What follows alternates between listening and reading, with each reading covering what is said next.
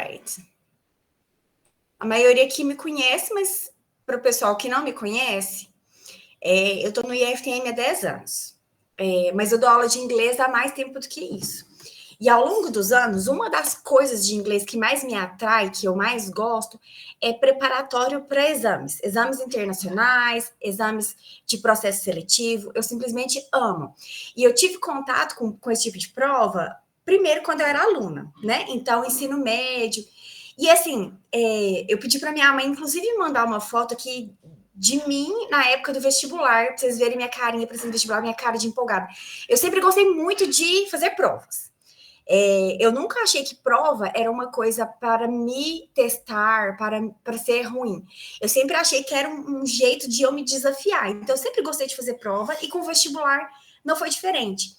Principalmente porque eu vim de uma cidade pequena, então fazer prova de vestibular naquela época que não existia Enem era a oportunidade que a gente tinha de viajar. A primeira vez que eu bebi um chopp do Pinguim de Ribeirão Preto foi quando eu prestei o Unesp. Então, as escolas, elas formavam, fechavam ônibus e mandavam a gente para a cidade fazer prova. Foi uma fase bem bacana da minha... Mariana tá falando... Ah, tá. Mas, Mariana, se alguém puder me ajudar, eu vou... Agora eu estou na parte só de apresentação. Mas na hora que eu começar com o conteúdo, se alguém quiser colocar pergunta no chat e eu deixar passar, vocês me avisem, pode ser? Ou se quiser levantar a mão e perguntar pelo áudio, também não tem problema. Pode ir perguntando ao longo, ok? E aí eu dizia, então, que prova para mim sempre foi uma coisa bacana, não via com esse olhar. Mas uma coisa de ruim que tinha era que eu achava que a prova era uma coisa de 7 cabeças, um bicho de 7 cabeças. Em inglês a gente diz a rocket science, né? Assim, uma ciência tão foda que é a rocket science. Um bicho de 7 cabeças, uma coisa de outro mundo.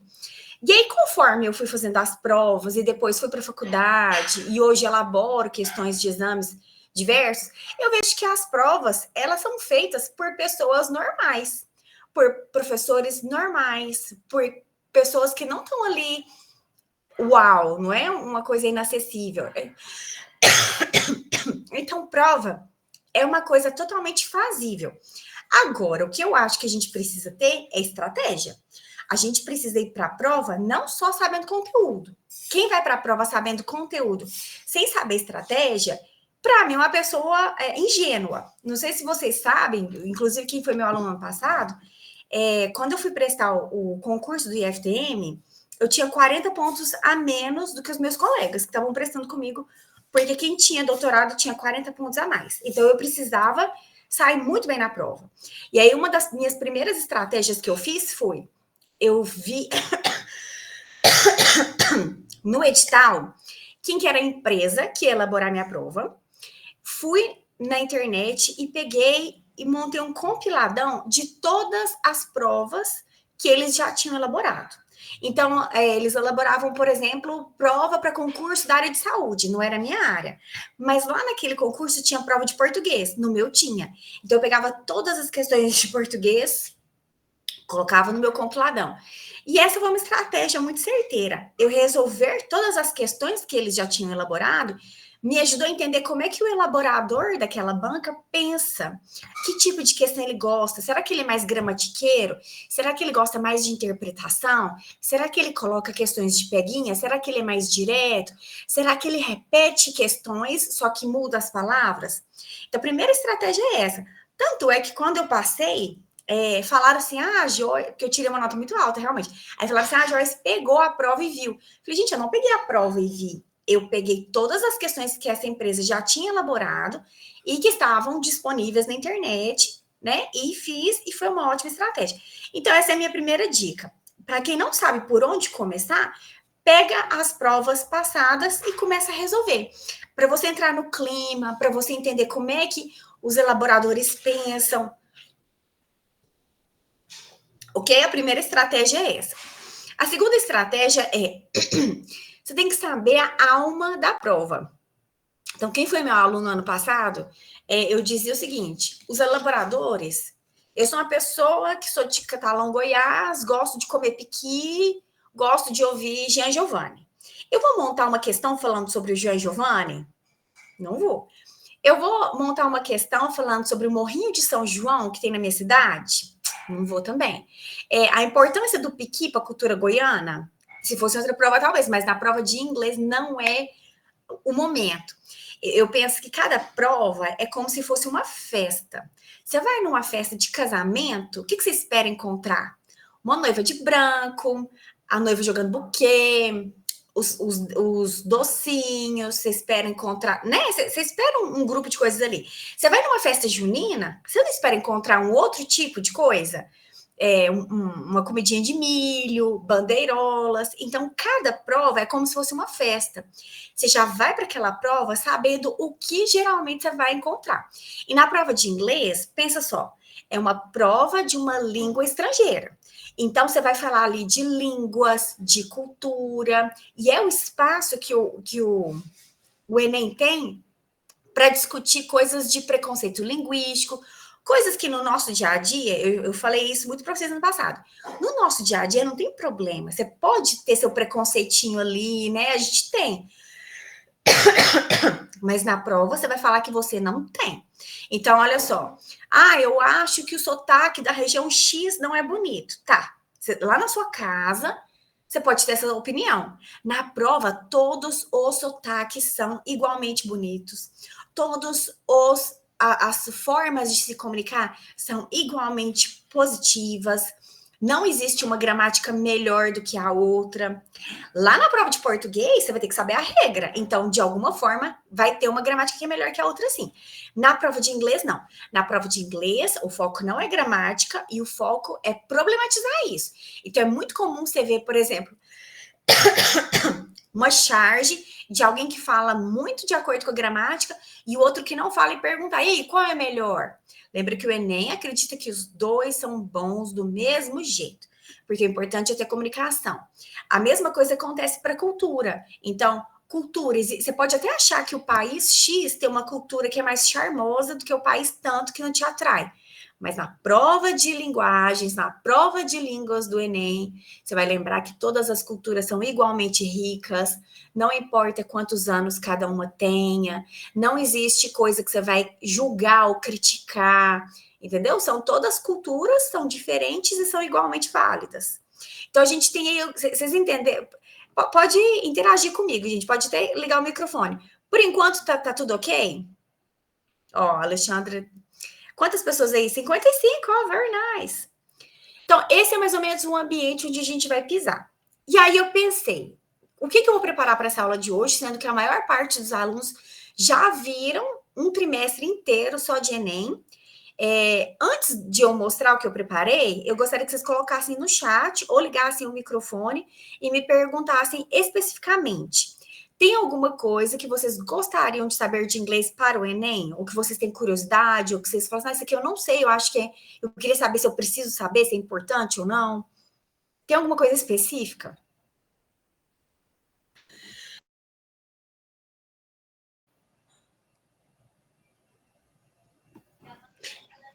Pode perguntar? Pode. Eu não tenho uma ideia muito boa, assim, de como que seria a prova de inglês no Enem. Então, cairia mais... Eu não entendi muito bem. Não cai muita gramática, cai mais contextos. Você precisa saber gramática, Maria Fernanda, de um jeito bem passivo. A gramática é o seguinte: a gramática é seu brinco. Ela te deixa mais bonitinha? Yes. Mas você precisa de brinco? Não precisa. Então é o seguinte: se você sabe olhar um verbo, ele termina com ed. Eu lembrei que lá na gramática, ed significa que o verbo está no passado. Ok, isso te ajuda a interpretar. Mas a prova é puramente interpretativa. Não tem nenhuma questão que você vai precisar ser ativo de gramática. Preencher frase, ou falar isso aqui é presente, isso aqui é passado, ou essa preposição está certa, essa preposição está errada. Então, estudar gramática é ok, mas sabendo que ela é só um detalhezinho. E você vai estudar a gramática se você já tiver estudado as outras coisas que eu vou te mostrar aqui. Então, eu vou te mostrar como é que funciona, o que eu indico que vocês estudem. Ano passado, a gente dividiu as aulas assim do terceiro trimestre. Maria Fernanda, você é da agropecuária, certo? Certo. Certo. Então, você tá conseguindo ver meu slide aí? Ou tá Só bem vou pequenininho? ampliar aqui. Não, mas não precisa ler o que tá escrito aí, não. É só pra você ter uma noção. Aham. O Enem pode cobrar textos diferenciados. Então, vamos lá, é texto, certo? Não é uma questão de gramática, é uma questão de texto, de interpretação. E aí, pode cair qualquer tipo de texto. Mas se você analisar as provas dos últimos anos, o que cai com uma frequência maior? E aí cai aquele negócio que eu te falei da estratégia. Você vai pegar o que mais cai e focar nisso. O extra é extra, né? O elemento surpresa a gente sempre vai ter. Mas, por exemplo, cai muita. Esse hambúrguer aí é um texto publicitário, uma campanha publicitária, uma propaganda. Cai muito texto publicitário. Tem um poeminha aí, ó, autumn poem. Cai muito poema. Dessa lâmpada aí é infográfico, cai muito infográfico, ou seja, aqueles textos que misturam com gráficos e com números, né, para passar a informação de uma forma mais lúdica. Cai muito música, não sei se dá para ver o símbolo, de jornal e revista, carta ao leitor ou carta do editor e charge. Esses aqui são os tipos que mais caem. E aí, eu vou deixar para outro momento, não vou deixar para hoje, vou deixar para um outro encontro, explicar certinho o que você tem que prestar atenção de cada um. Só por cima. Poema. Eu falei para os meninos ano passado. Poema, a primeira coisa que você vai fazer você vai ler o título e você vai ler o autor. Esse autor, ele pode ser americano, ele pode ser britânico ou ele pode ser de outra nacionalidade. Se ele for americano ou britânico, provavelmente esse poema é de um texto, de um tema geral. Se for de uma outra nacionalidade, talvez, muito provavelmente, seja um poema falando de dificuldade de cultura, dificuldade de ser entendido. Olha como eles apontam meu inglês como não sendo bom. Eu não sou fluente o suficiente. Eu estou perdido porque eu nasci no país tal e vim para cá e agora eu estou perdido porque eu não sei onde que é minha casa. Entendeu? Então, tem umas temáticas que elas sempre são que existe uma tendência. Então, para cada gênero, existe um grupo de estratégias. Outro exemplo, texto publicitário. Texto publicitário, você vai dar uma olhada no que é, você vai para a questão. Provavelmente, texto publicitário, ele vai te perguntar qual é o objetivo daquela campanha. Então, os objetivos podem ser ou vender, ou conscientizar, ou divulgar, né? Ou os objetivos, ou ele vai te falar o objetivo e vai te perguntar qual recurso que foi utilizado, como que ele conseguiu esse objetivo. Então, o objetivo desse texto publicitário é conscientizar a população sobre aquecimento global. Como que ele fez isso? Foi através de um imperativo, faça papapá?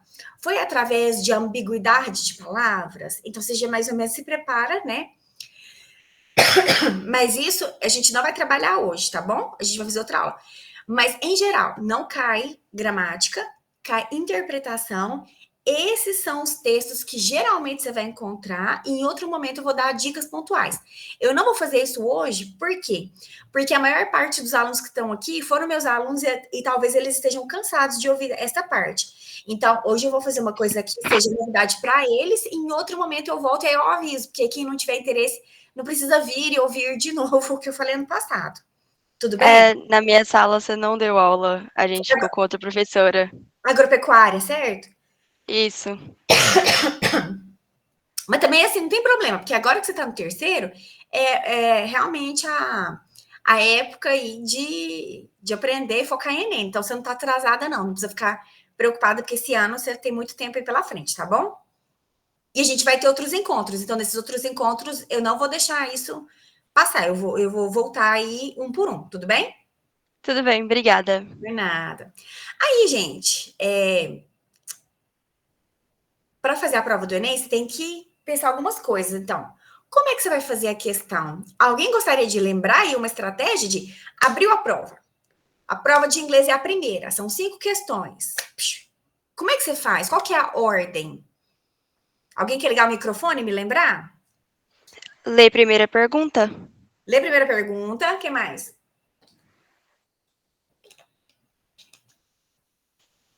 Olha se tem imagem. Aí, gente, depende do gênero, né? Então, assim, olha a pergunta.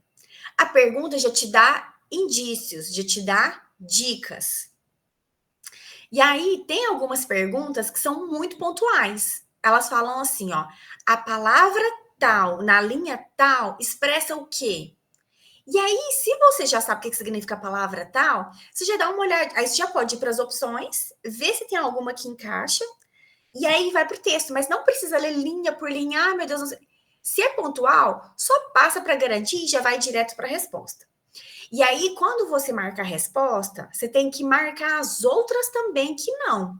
Então, a A é não. E você vai riscar o que está errado na A. A B, não.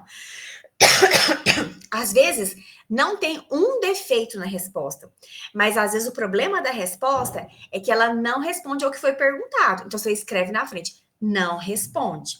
Porque lembra que não existe aquela coisa de, tem duas certas e tem uma que é mais certa. Não existe isso.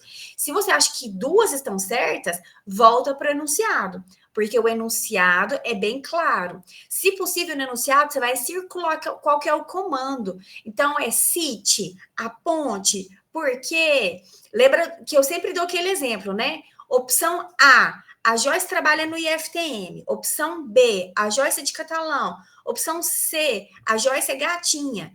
A pergunta é, como a Joyce paga as contas dela? Ela é de catalão, ela é gatíssima e ela trabalha no IFTM. As três estão certas, mas qual que responde a pergunta? A Joyce trabalha no IFTM. Então, quando você acha que tem mais de uma certa, volta para o enunciado e, se possível, circula, risca. Eu gosto muito de fazer prova circulando. Ela é gatíssima, né, Gabi? Então, circula qual que é o comando. E aí, dependendo da prova, não precisa ler tudo. Vocês vão lembrar de outra coisa, que é o seguinte. A prova de inglês são 5 questões. Ela está dentro do grupo de linguagens. Se você pegar as questões de literatura, por exemplo, elas são mais difíceis. E aí lembra do TRI, aquela teoria de resposta ao item. Se você erra as de inglês, não adianta acertar as difíceis de literatura, porque o sistema vai entender que você chutou as difíceis. Então, as de inglês tem que fazer com muita cautela, mais rápido, porque você precisa garantir isso aí. Se você errar 5 de inglês, fizeram uma pesquisa, né, que em média, num grupo aí de 90 mil candidatos, você cai 11 mil posições. Então, a prova de inglês, realmente, ela precisa ser feita com muita atenção. Como fazer a questão? Essa é a ordem, mais ou menos, né? Como chutar, gente? Você vai chutar dentro da alma do Enem. Você nunca vai chutar nada que seja preconceituoso. Você nunca vai chutar nada que seja muito neutro. Você vai chutar aquela que defende que todas as culturas são legais, que todas as pronúncias são iguais, que não importa se a pessoa segue gramática ou não, é importante ela se comunicar. Então, sempre chuta. Se for para chutar, vê qual opção tem mais a alma do Enem, ok? So sorry. Os gêneros eu já falei, né? Poema, música, charge, mas vai ter uma aula específica para elas. Os temas trabalhados, aí eu coloquei aqui em outro slide, ó. Deixa eu colocar aqui. Eu não estou falando de tópicos para estudar, de gramática, de vocabulário, não. Vocabulário também, mas falando assim, ó, os temas. A prova de inglês do Enem adora falar de cultura, de comunicação, de tecnologia, guerra e de comportamentos modernos. Então, de cultura, sempre nessa perspectiva. Porque fulana, a gente às vezes fala, né, aqui entre nós, fulana é uma aborígene. Lembra que os aborígenes, quem assistiu a Joy aí, é um grupo cultural, com cultura, com coisas riquíssimas. Não é um subgrupo, não é uma subcultura. Então, a gente tem que entender que existem grupos que são igualmente ricos, devem ser igualmente respeitados, né? Não sei se vocês viram a Joy, mas aí um cara que estava lá na Pensilvânia falou que lá tem muitos Amish, que aquele grupo de pessoas que não vê televisão, que casam cedo, que vendem artesanato. Então, a gente aqui fala assim, nossa, aquele povo lá é cabeça fechada. Não, é um grupo cultural distinto da gente. Eles não são inferiores, eles são diferentes de nós, né? Comunicação falando de línguas diferentes. pessoas que não são fluentes em uma e outra, que tem que se comunicar, sotaque, gírias, né? Tecnologia geralmente cai problematizando, falando qual é o impacto da tecnologia para as coisas que a gente faz no dia a dia. Então, a tecnologia muda o jeito de a gente aprender? Ou existe muita diferença de geração para geração no jeito que as gerações fazem as coisas por usar ou não a tecnologia? Né? Por exemplo, nunca caiu, mas poderia muito provavelmente cair uma questão que é alguém tentando, uma pessoa, por exemplo, mais velha, chega numa cidade, quer pedir uma comida, mas só tem o negócio digital de tocar e pagar com Pix ou com cartão, a pessoa só tem dinheiro e não sabe mexer. É uma problematização. Ou então, assim, um neto falando que sabe fazer uma coisa melhor que um vô, mas os dois conseguem, só que o neto faz com a tecnologia mais rápido. Já caiu uma questão uma vez de um menino com um livro, e aí ele não sabia folhear o livro, porque ele ficava procurando o botão de ligar o livro. Ele falava, onde é que eu ligo isso? Então, sempre tecnologia. Eu nunca vi muito elogiando tecnologia, não. Eu já vi muito assim no sentido de problematizar que a tecnologia separa as pessoas, né? Essas coisas assim. Guerra sem propósito, e modern behaviors, que a gente vai discutir aqui um pouquinho hoje, que é comportamentos modernos, e aí muito associado à tecnologia, comportamentos que a gente tem hoje, porque a gente não consegue largar o celular da mão, porque a gente não consegue ficar sem internet, começa a ter ansiedade se fica sem entrar no Instagram, né? Então isso aí também cai bastante. E aí a Maria Fernanda falou assim, o que eu estudo? Assim, tá, que tem gente que gosta, eu era assim, aluna, né? Eu gostava de pegar uma lista e falar assim, deixa eu estudar e riscar, né? Assim, para mim, por tópicos, tirando vocabulário, né? Isso aqui é o que é o grosso. Se você manja isso aqui, se você domina isso daqui, você vai bem para a prova. Então, dê uma olhadinha aí, gente. Tem algum aí que vocês não têm nem noção do que é?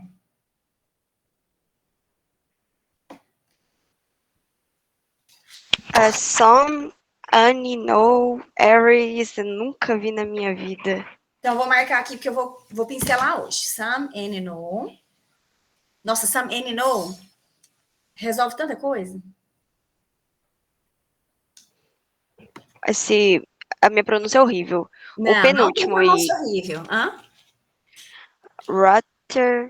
Old Rotterdam. Aham, vou colocar aqui no final também. O que mais?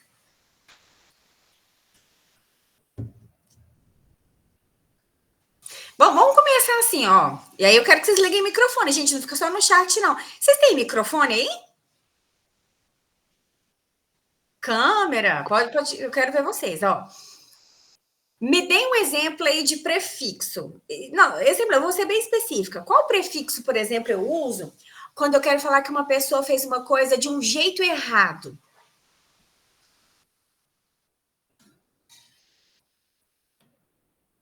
E memória? Quem foi meu aluno aí? Vou dar uma dica. Should I? Could I? Vou pro refrão, hein? It's not so bad. Think about it. Como é que chama essa música, gente? You drove all night with all lights. I was misunderstood. O que é misunderstood?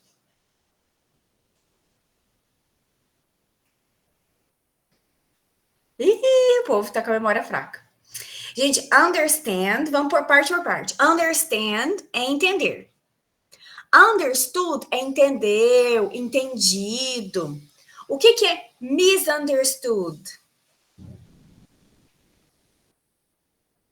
Mal entendido, Mau Letícia. estudo. Mal entendido. Ó, understand é entender. Understood é o passado. Entendeu, entendido. Misunderstand é mal entendido, entendido errado. O Maria Fernanda tem uma música do Bon Jovi, que os meninos, eu mostrei para eles ano passado, que é o seguinte, que o cara tava na cama, pelado, com uma moça pelada em cima dele, e a namorada chega no quarto, aí ele fala assim, I'm sorry, it's a misunderstood. E aí começa a musiquinha, ele explicando como que chegou naquela cena. Então foi um mal entendido, entendeu? Não era o que ela estava pensando. Miss é sempre de forma errada. Se pronounce é pronunciar, o que significa, por exemplo, mispronounce?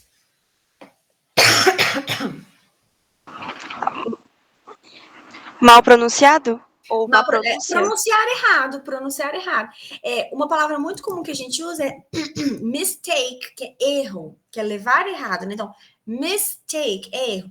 Miss é um exemplo de prefixo.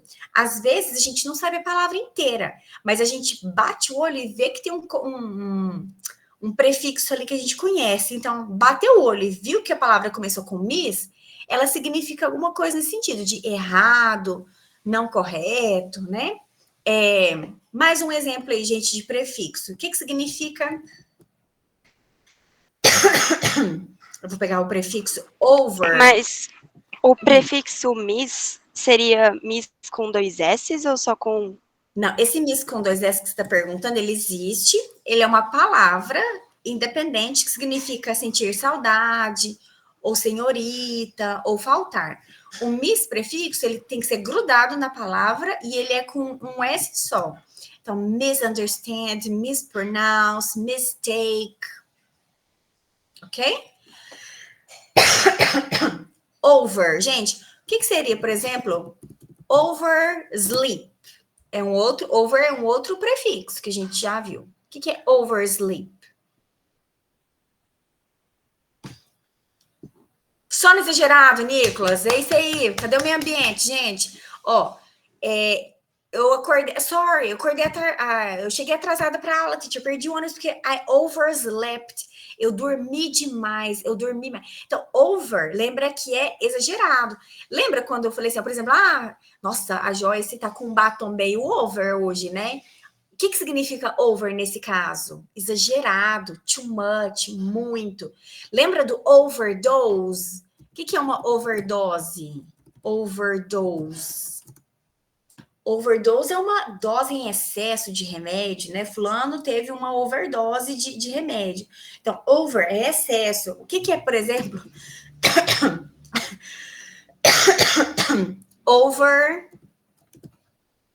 Overeat.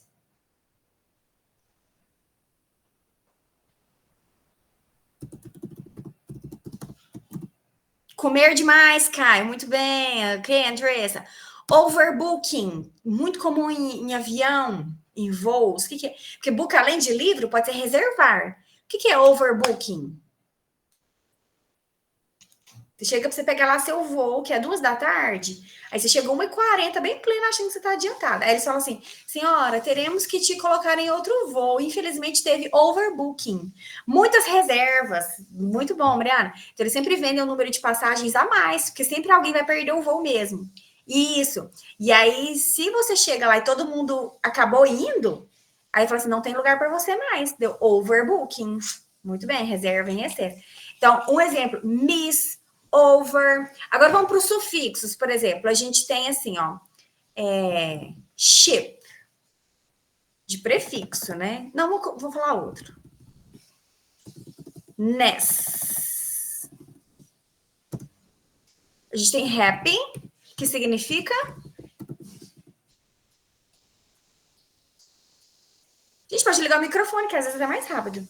Eu quero várias pessoas falando ao mesmo tempo. O que é feliz? E o que é happiness? Felicidade. Então, você pega um adjetivo, ela é feliz. E você transforma. Quando coloca nessa, você transforma em substantivo. Eu gosto da felicidade dela. Ó, I'm sorry, I'm late. Perdão, eu estou... O que é late, gente? Anota aí, escreve aí. Atrasado. Então, I'm sorry, I'm late. Perdão, estou atrasada. Sorry for my lateness. Perdão pelo meu atraso, Mariana. Então, você pegou ness, coloca no adjetivo, automaticamente você transforma ele em um substantivo. Full. é aquele que tem. Lembra da Dove? Dove Skin Care, cuidado com a pele. Se skin é pele, care é cuidado. Então, o que é careful?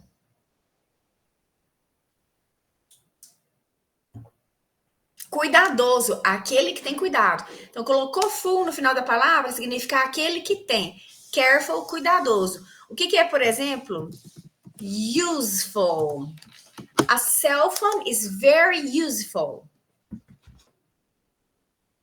Útil, aquele que tem uso. Use é uso, useful é útil, aquilo que tem uso. E aí tem o contrário, né? Tem um sufixo que é less. Topless é sem top. Então less é aquele que não tem, sem. Se eu falar careless, o que significa careless? Sem cuidado, descuidado. O que é useless?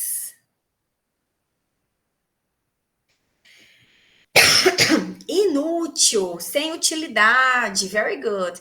E aí eu posso juntar mais de um sufixo, por exemplo,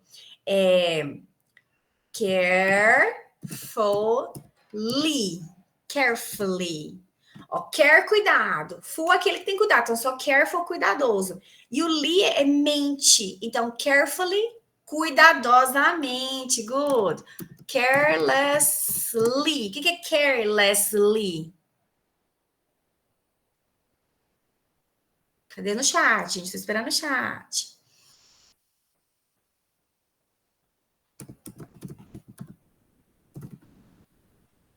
Ih, ninguém. Descuidadosamente, cara. Yes. Instant é instante. O que é instantly?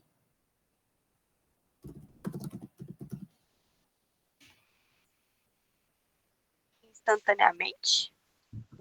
Instantaneamente. O que é patiently?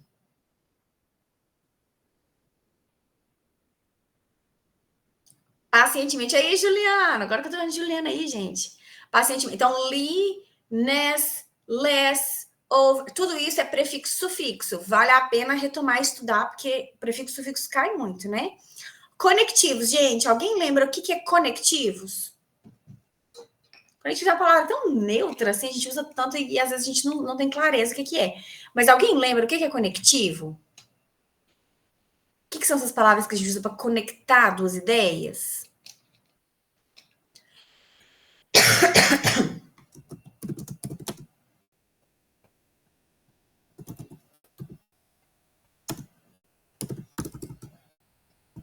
Alguém?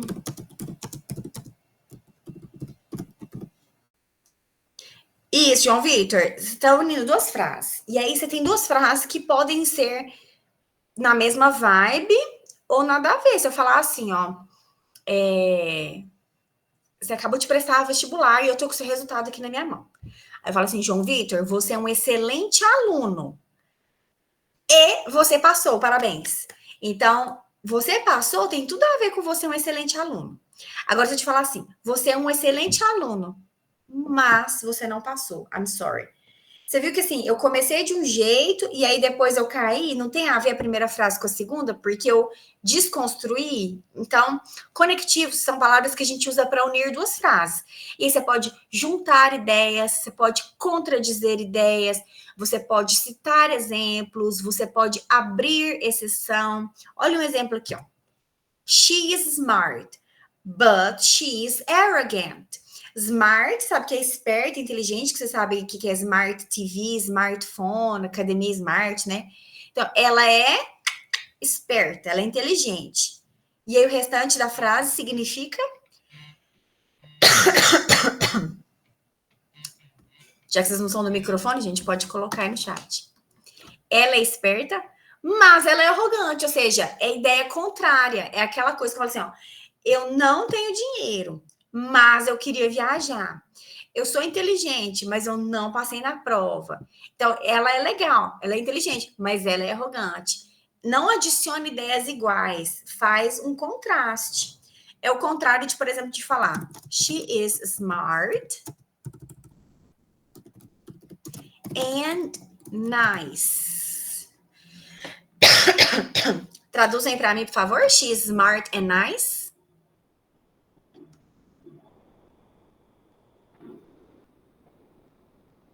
ela é inteligente e legal.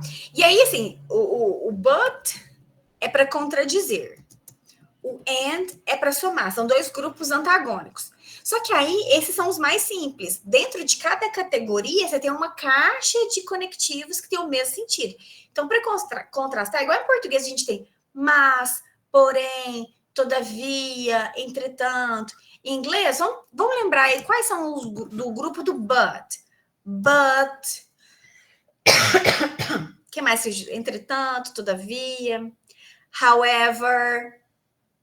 Então, tem um however lá no meio, você já sabe que as duas ideias são contrastantes. O que isso vai te ajudar na sua vida? Às vezes, você entendeu a primeira frase, mas não entendeu a segunda. Mas só de saber que a segunda é o contrário da primeira, que contrasta, já te dá uma dica aí na questão, né? Então, isso aí você vai usar como dicas, estratégia para você pescar informações. O que mais, gente? A Letícia colocou however, but, however. Vou colocar mais aqui, vamos ver se vocês vão lembrar. Nevertheless, yet, although, even though. Vou fazer uma aula separada para essas coisas, mas eu estou só fazendo um geralzão para vocês lembrarem. Então, todas essas expressões significa que você usou, tá havendo contradição de ideia. Vou colocar um exemplo aqui, ó. She is awful. However, I like her. Então, suponhamos que você não saiba o que é awful. Mas você tá vendo que ela é alguma coisa. However, você já sabe que vai ter uma quebra de expectativa, porque however é do grupo do but, que vai contrariar. I like her, você sabe que é eu gosto dela. Então, se fosse para chutar, você diria que ela é o quê? Não precisa ser exatamente a palavra, mas ela é bonita? Não, porque não existe. Ela é bonita, no entanto, eu gosto dela, né? Ela é. O que você chuta? Horrível, Letícia. Awful significa horrível, terrível.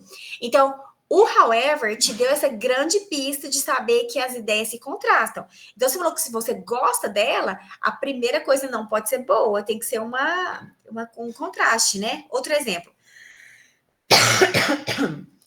Although he is moody, everybody likes him. O que vocês acham que significa moody? Porque although é embora. Então, embora ele seja blá, blá, blá, todo mundo gosta dele. O que vocês acham que é moody?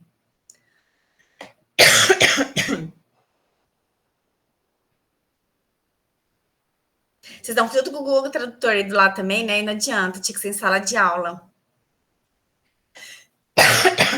Rabugento, alguma coisa nesse sentido, né, Letícia? Então tem que ser algum adjetivo ruim. E aí lembra que no Enem você não precisa saber. Deixa eu ligar a luz aqui, gente. No Enem, ficou bom ou ficou pior? De boa aí? No Enem você não precisa saber exatamente o que aquela palavra significa, você precisa saber a noção para interpretar. Então, ele tem uma característica ruim, mas todo mundo gosta dele, né? Então, esses são os conectivos. Some, any, no, every. Maria Fernanda, eu vou abrir um slide aqui. Vamos montar outra aula depois para a gente treinar, mas só para eu te mostrar. Some significa alguns, algumas, alguma. Certo? Certo. Body significa corpo. Vou juntar aqui. Somebody, algum corpo, fica estranho. Mas eu tô falando de pessoa. Então, body é corpo, tô falando de pessoa. Somebody significa alguém. Peraí, body é o quê?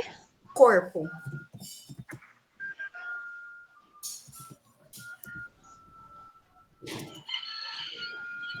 Ok? Thing. Certo. Thing significa coisa. Se eu juntar something, o que você acha que significa? Alguma coisa? Alguma coisa. Ó, some, alguma, Alguns. Tá. Where significa onde. Tô falando de lugar, né?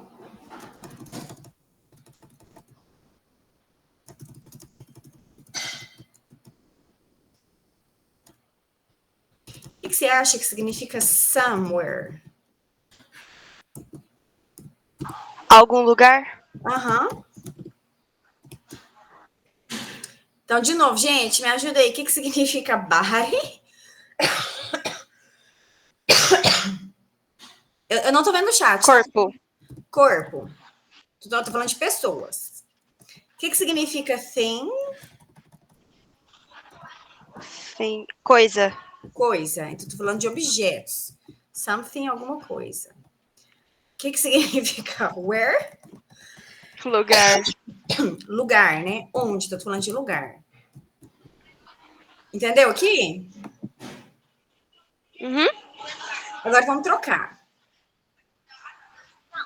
Vamos pro no. Gente, me ajuda aí. Eu não tô vendo o chat. O que significa no? Vocês sabem algum, alguma? O que é no? Não. Pode ser não, ou também pode ser nenhum, nenhuma. Agora eu vou tirar o some daqui. E vou juntar some com essas três opções aqui também. Com body, com thing e com where. Nobody. Vou apagar essas traduções aqui também. Então, nothing vira nothing. E que vira nowhere. Gente, me ajuda. Se body é corpo, estou falando de pessoas, o que significa nobody? Ninguém. Ninguém, nenhum corpo, nenhuma pessoa. Thing é coisa, no é nenhum. O que é nothing? Nenhuma coisa? Ou seja, Nada. nada. Nada. Se where é lugar, é onde, o que significa nowhere? Nenhum lugar. Lugar nenhum, nenhum lugar, ok? Entendeu aqui do no? Tá vendo que com body, thing e where eu consegui fazer um monte de combinação? Agora vamos pro N. Que o N é o quê, gente? É o nosso vestidinho preto, né? Eu falava ano passado que N era igual pão. Pão de manhã você come com queijo, é café da manhã. À tarde você come com carne moída, vira um almoço. Se comer com Nutella, é sobremesa. N cabe com tudo aqui, ó. Vocês estão vendo? N, gente, tem 3 significados. Vocês lembram ou vocês esqueceram? Assim, vocês lembram? Eu não sei, não. Vamos lá. Tem 3 significados. Lembra que é igual pão. Serve para café da manhã, almoço e tudo, né? Se for frase afirmativa, é uma tradução. Se for negativa, é outra tradução. Se for pergunta, é outra. Então, vou colocar assim, ó. Se for frase afirmativa, significa o quê? Vou dar um exemplo, ó. Não, vou começar por baixo.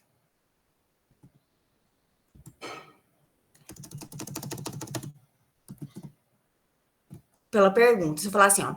Do you have any questions? Você tem? Alguma pergunta. Então, em pergunta, N vai ser algum. Eu vou colocar algum, mas lembra que é algum, alguma, alguns, algumas. Calma aí, Caio, essa aí é daqui a pouco. Qualquer daqui a pouco. Vamos para a frase negativa. Você fala assim, ó. I don't have any questions. Aí é nenhuma. Nenhuma, nenhuma. Eu vou colocar nenhum, mas é nenhum, nenhuma. Então, em pergunta é algum. Em negativa é nenhum. Caio, só hora de brilhar. Em afirmativa, você falar assim, ó. Ah, I don't care. I can have anything. Eu posso ficar com... O Caio já escreveu aí, gente. Qualquer.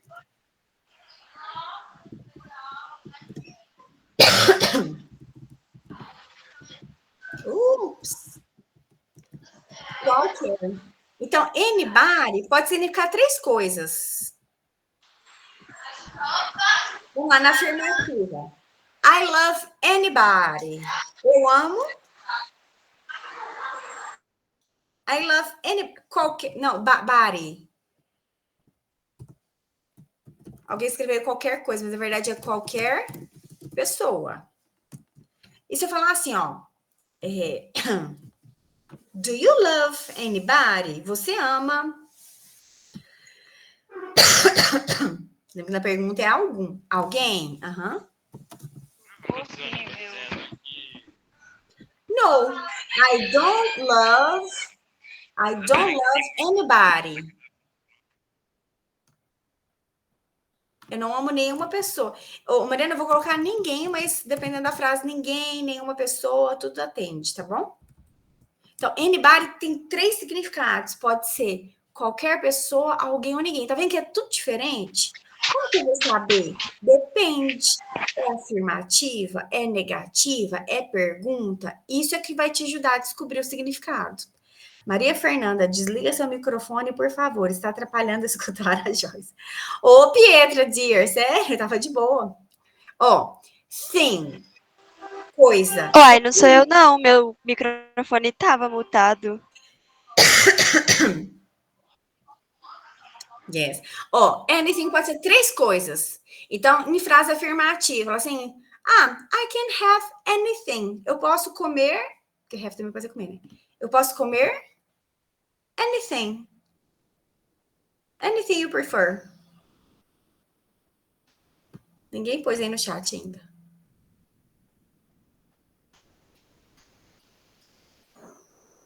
Pietra, é barulho de furadeira? Porque se for furadeira, é meu marido que está ali fazendo obra no horário da aula de inglês. Você tem essa noção?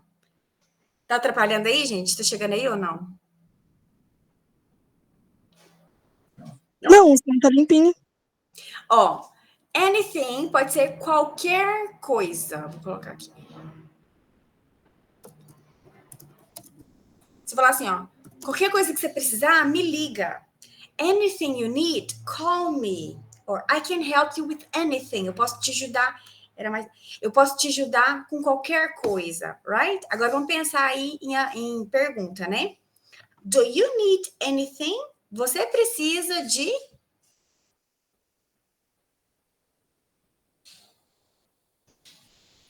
qualquer coisa na afirmativa. Pergunta. Alguma coisa, Mel, very good. Alguma coisa.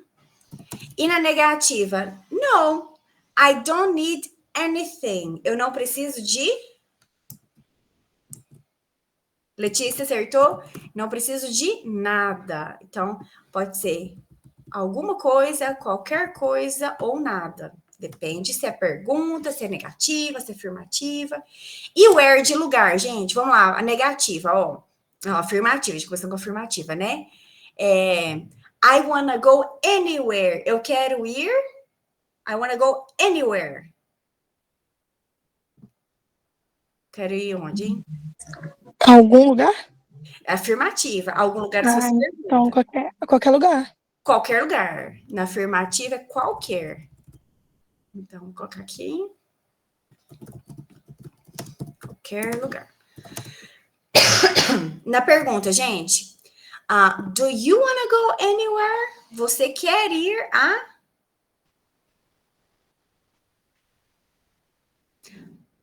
algum lugar? Do you wanna go anywhere? No. I don't wanna go anywhere. Eu não quero ir lugar nenhum. Very good. Então, N é pão. Você junta com qualquer coisa que forma 1000 palavras. Ok? Eu não sei se tem alguém anotando.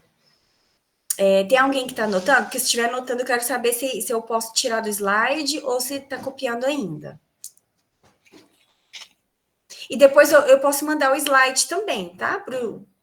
Manda para o Thiago. Thiago, você que é da comissão da parte de tecnologia, você que encaminha? Como é que é? Manda os slides, por favor, porque teve coisa que não deu tempo de copiar. Tá, mas o raciocínio tá dando pra seguir? Joyce, Oi. o slide pode mandar para mim ou para Mariana, que nós duas que vamos cuidar com essa parte dos slides. Alright, thank you. Gente, você sabe que a Pietra ano passado fechou a prova de inglês, né? Não foi, Pietra? Foi. Foi, a Pietra arrasou, acertou todas de inglês. Ó, agora eu vou duplicar esse slide aqui. Vamos pro every. Everybody, every. A gente vê muito, né? Porque a gente vê every day, todos os dias. Everything, tudo. Então, every significa todo, toda, né? Every day, everybody, everywhere. A gente junta com tudo. Se body é corpo e eu juntar everybody.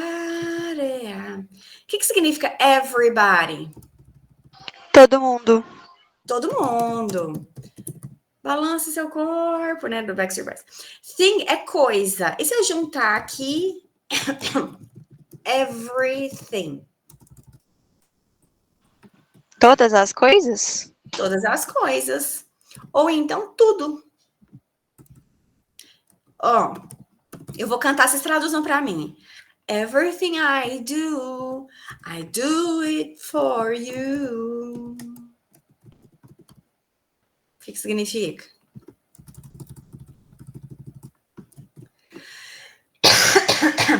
Mariana tá escutando música com a Older Generation, né, Mariana Guedes? Very good. Junta aí, ó. Everywhere. Tô falando de lugar. Então, o que significa everywhere? Todos os lugares? Todos os lugares. Ou todo lugar. Vocês viram que assim, então, some and no every. Juntando com body, thing e where, dá para fazer um monte de combinação. Então, isso aqui é a parte de some and no e every. Eu vou voltar aqui nos tópicos.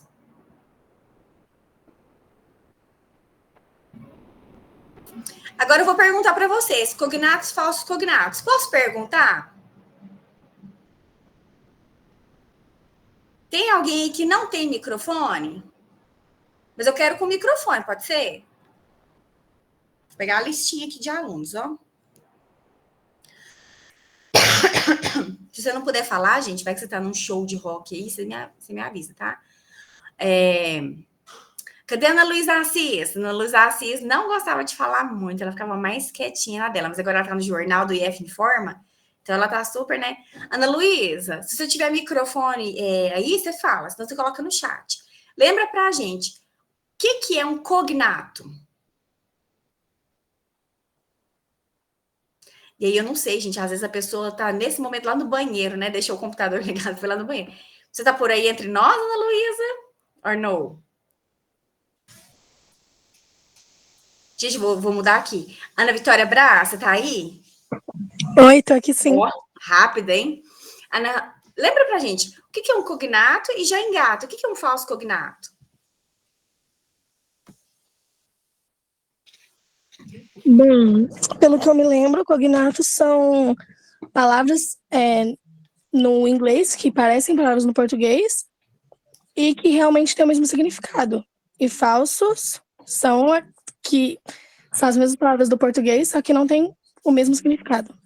Ótimo, então agora eu vou falar alguns cognatos, alguns falsos cognatos. Quem quiser ligar o microfone e traduzir, traduz, tá, gente? Eu acho que eu podia fazer um negócio de competição. O que vocês acham? De quem responder mais ganha um açaí de presente? Vamos? Joyce, nunca estava certo lá na sala. Mas eu nunca ofereci açaí. E eu sei que são comida. Podia sair, hein? Eu sei que esse aí é o ponto fraco de vocês. Então vamos sem interesse, tá? Não tá valendo nada por enquanto. Vou falar as palavras, vocês vão traduzir. Se várias pessoas traduzirem ao mesmo tempo, melhor. Primeiro só cognatos. Vamos lá. Family.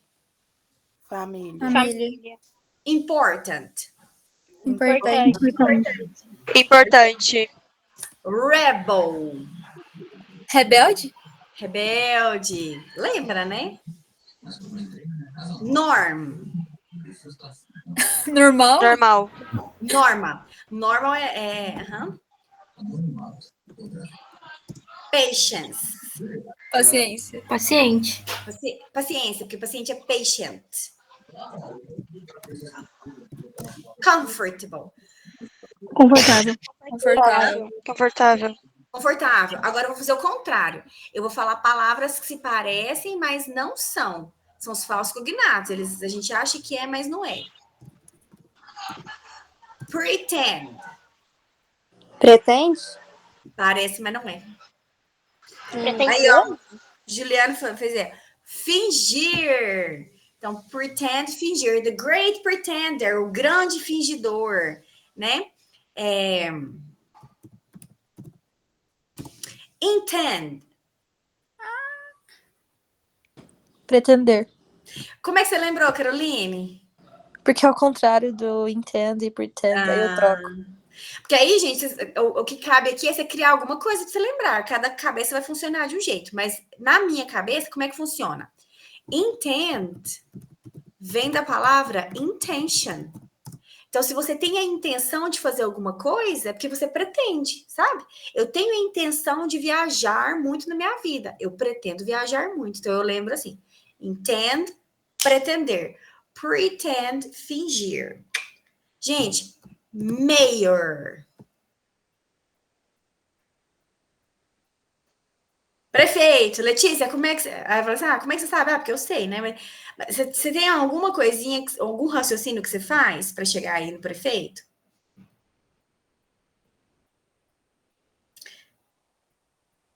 De tanto errado. Ok. Então, tenta lembrar que a maior autoridade política de uma cidade. Mayor, né? Pull.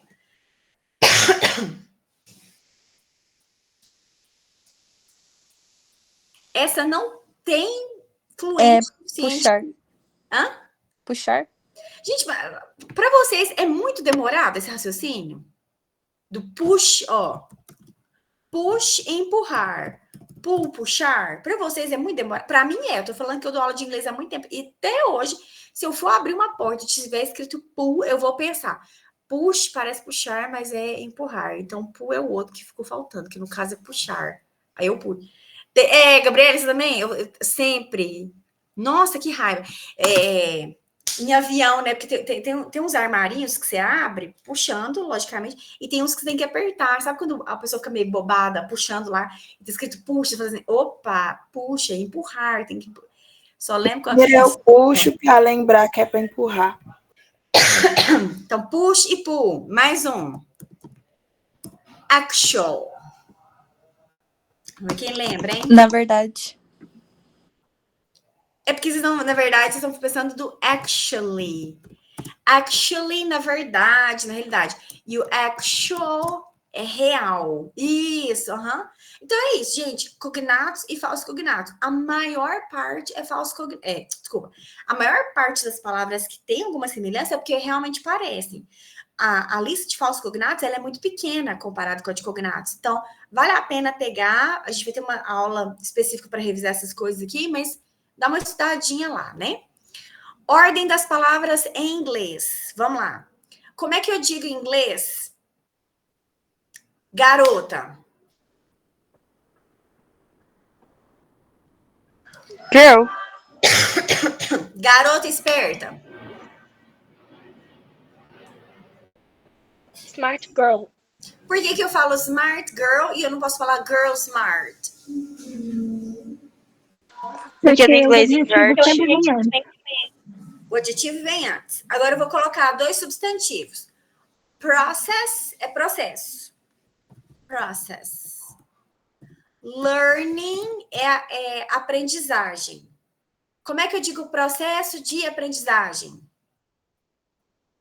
Learning process. Learning process. Então, existe essa ordem, não inverte só quando é adjetivo substantivo, não. Quando tem dois substantivos juntos, a ordem também é contrária. Learning process. Enfim.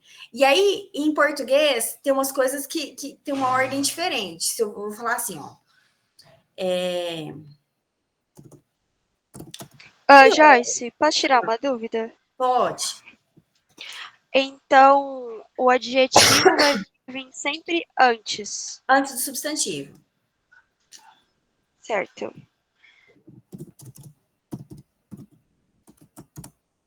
Essa aí, ó. Como é que vocês perguntariam? Que horas abre a loja?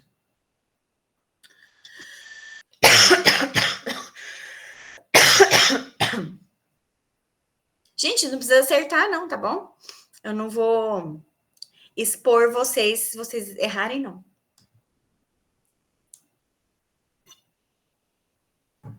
Letícia, muito bem. Mas eu tô com uma dúvida aqui, ó. Suponhamos que eu fosse literalmente. Que horas é what time? Abre é open. A loja é the store.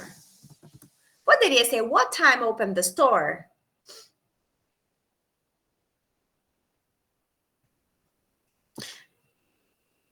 Não. Primeiro que sou estranho, né? What time open the store? Eu sou estranho, pra gente é esquisito. Porque em inglês tem outra ordem que é assim.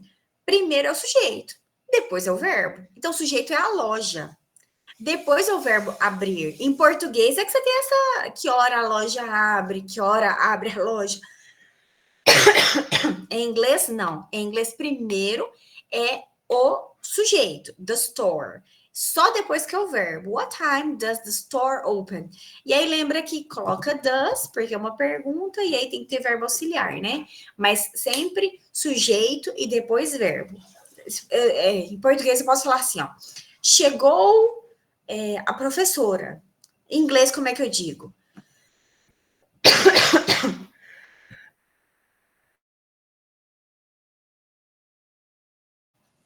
Chegou a professora.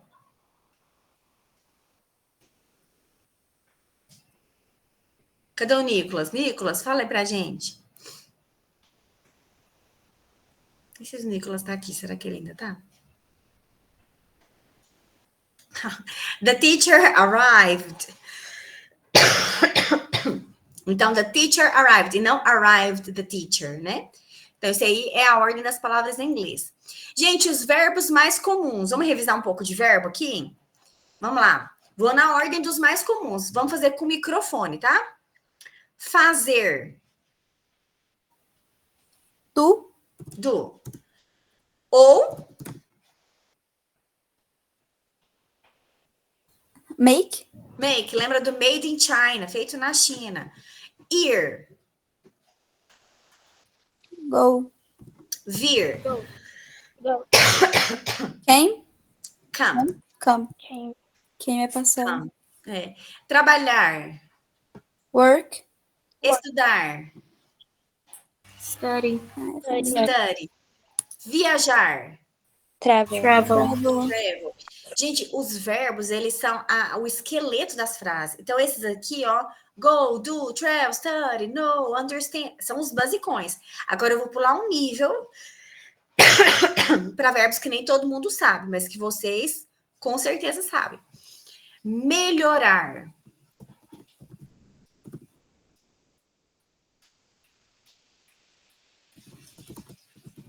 Como é que eu falo? Melhorar.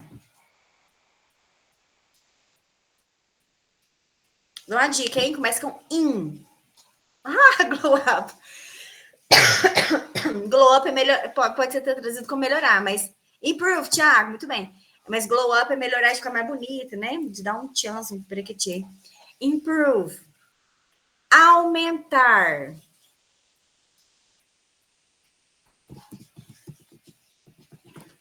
Increase, Giovanna. Very good. Aumentar. Diminuir.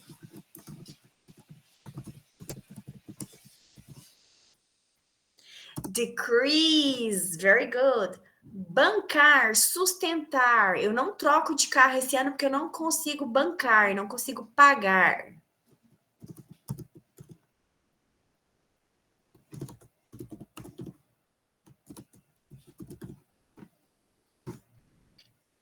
Sustain, ó, vocês estão indo pelo... Você sabe que toda vez que você tem uma palavra muito parecida com o português, ela é mais formal, né? Na verdade, aqui a gente está falando de afford. E aí, de afford, você pode... Se você sabe afford, você sabe outras palavras. Por exemplo, se eu falar assim, ó. This is not affordable.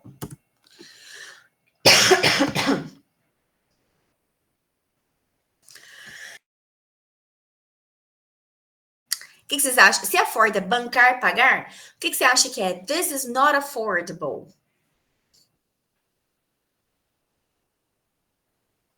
Porque às vezes... Então, a ideia é essa, Mariana, mas se você fala bancável num grupo de amigos, você tá num bar assim, com alguém fala assim, nossa, não vou trocar meu celular porque isso não é bancável. Ninguém vai rir de você. Vamos pensar uma palavra que a gente usa em português.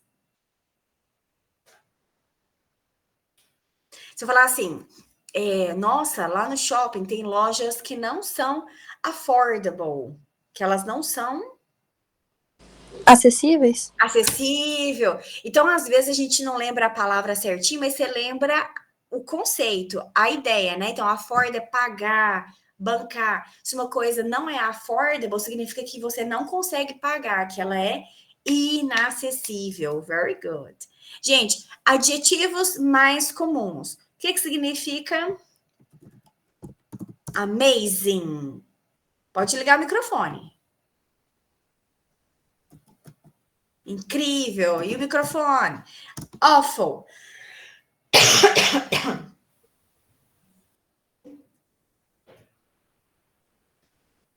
Awful. Horrível, terrível.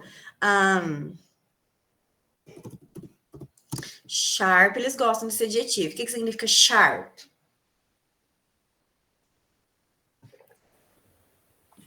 Afiado, mas vocês já ouviram sharp em alguma frase, algum contexto, para saber em que situação que eles vão usar?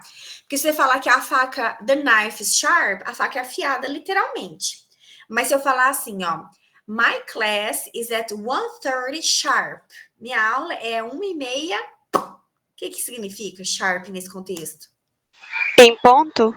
Em ponto. Então, sharp pode ser assim, exato, preciso. Eu te pergunto uma coisa, você responde certo, tipo assim, sharp, né?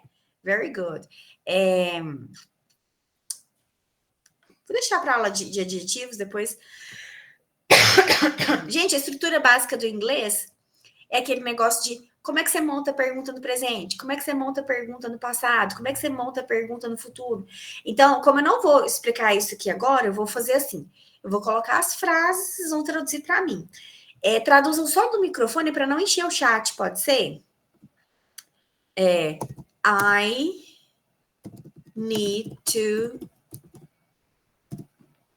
travel significa? Eu preciso viajar. Eu preciso viajar. Isso, eu quero isso aí. Muita gente falando ao mesmo tempo. Vou ficar às 11. I needed to travel. Eu precisei viajar. I will need to travel. Eu vou Eu precisar. vou precisar viajar. I would. O need ficou errado, mas enfim. I would need to travel. Eu precisarei viajar. Precisaria viajar. Hã? Eu precisaria viajar? Lembra que o will é o futuro. Eu precisarei, eu vou precisar. Agora, o último aí, o would, é eu precisaria viajar. Além dos tempos verbais, a gente tem também os modais, que eles dão um modo, um jeitinho. Por exemplo,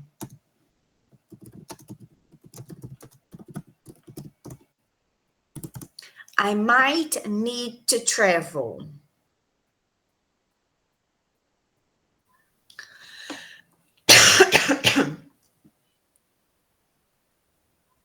Alguém sabe?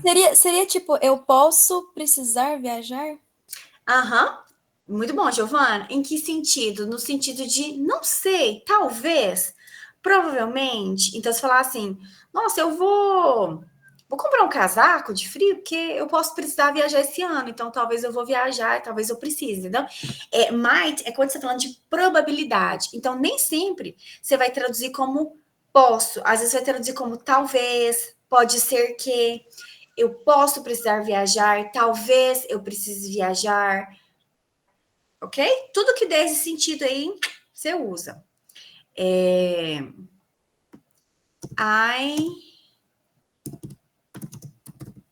love you.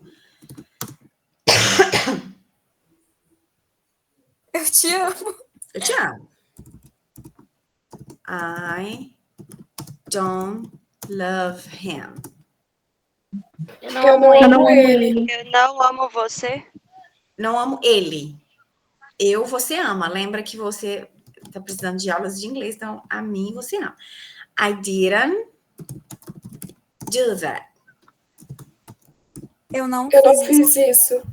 Não fiz isso. Então, didn't é não no passado, né? Eu não fiz isso. I won't come. I won't come tomorrow. Eu não vou vir amanhã. Eu não vou vir amanhã, não virei amanhã.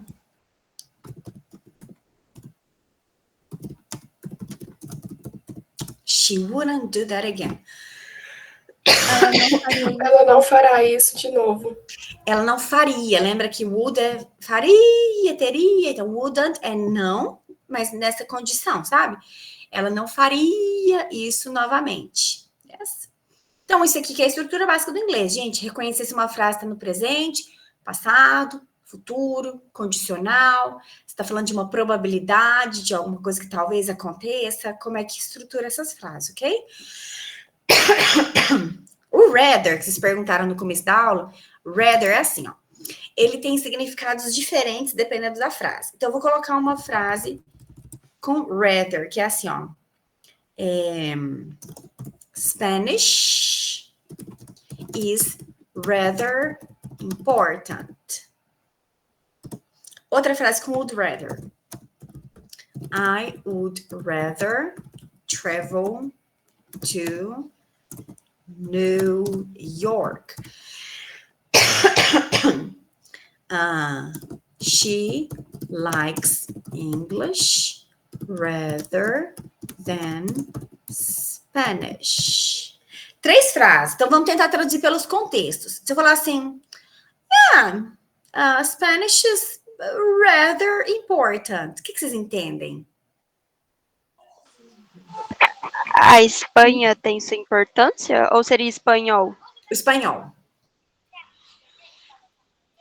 É porque se Espanhol eu... é bastante importante. Mas a palavra bastante em português gera dúvidas, porque a gente fala assim, nossa, ela é bastante legal. E às vezes a gente usa bastante com sentido de muito, mas aqui é bastante no sentido de basta, é o suficiente. É como se fosse assim, espanhol é até importante.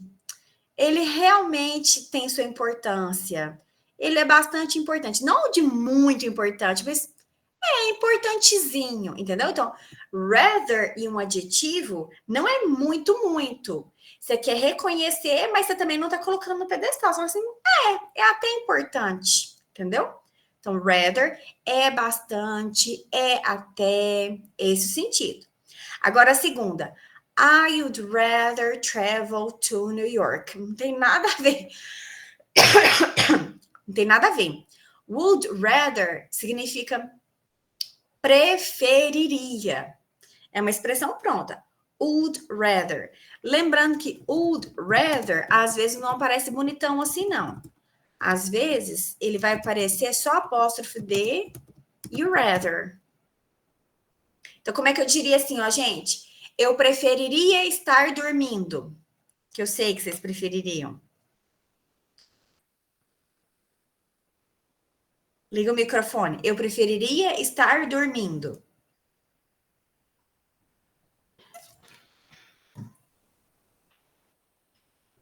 I'd rather be sleeping.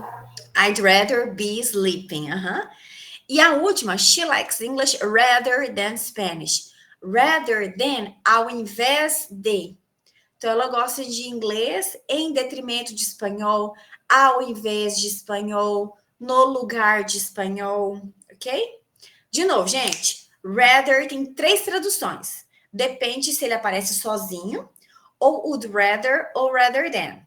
Sozinho significa até, bastante, relativamente. Would rather, preferiria. E rather than, ao invés de. Ok? Gente, e verbos frasais eu vou deixar para o nosso encontro, que são muitos. Mas vamos revisar aqui só alguns, né? Vocês lembram que verbo frasal? Mariana, sim. De novo, ó. Rather sozinho, geralmente é rather mais um adjetivo. Significa bastante, até, relativamente.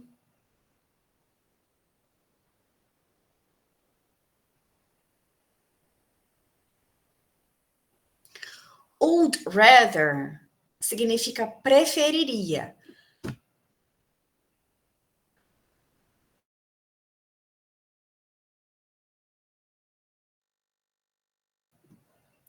Rather than, ao invés de.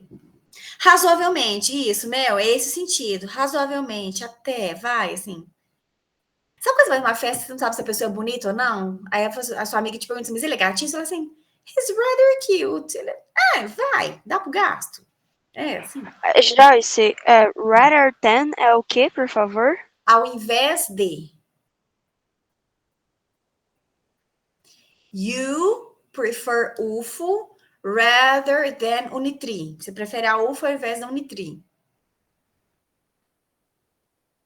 Deu certo aí, gente? Ou vocês querem que eu repita algum?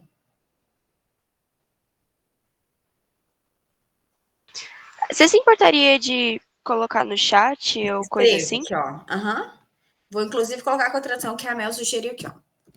Rather, razoavelmente, até, bastante. Bastante com esse sentido de não é uau, né?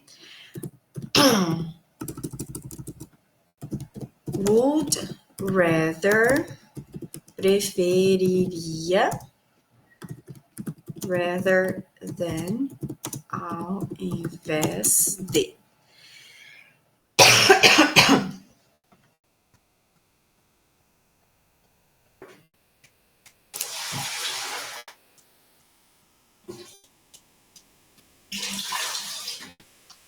Ok, gente? Então vamos lá, verbos frasais. Deu certo, né? Lembra que verbo frasal é uma expressão. A gente junta um verbo com uma preposição e quando eles casam dá um sentido diferente. Então vamos lá. Você comeu uma comida que não fez bem. Aí seu estômago vai jogar a sua comida para cima, você vai vomitar. Você pode falar vomit. Mas qual que é o phrasal verb, o verbo frasal que você usa para usar, que significa vomit? Throw up? Throw up. Aí você tem que fazer essa jogadinha, né? Jogar para cima é porque o seu estômago jogou a comida para cima, né? Lembra do quando você estressa, você fala assim. Eu não sei se eles usam esse meme mais, mas antigamente tinha. I don't need this shit. Aí depois fala assim, no, I still need it. O que é? I don't need it. O que é desistir, jogar tudo para cima, parar de fazer alguma coisa? Como é que é esse phrasal verb? Para desistir. Give up. Give up. Give up. Tem um que é. Lembro de você falando isso na aula, que era que subia pela garganta. Isso, o throw up só joga para cima, né? Tem um que é assim, ó. Você tá aqui. Aí você ficou nervosa, aí você desmaiou. Você foi lá no show da Madonna, tinha muita gente ao seu redor, você desmaiou. Então, é como se seu espírito passasse para fora do seu corpo por um momento. Passar para fora. Como é que eu digo o phrasal verb para desmaiar? Pass out? Pass out. Então, pass out é desmaiar. É como se sua alma passasse para fora do seu corpo. Agora, morreu.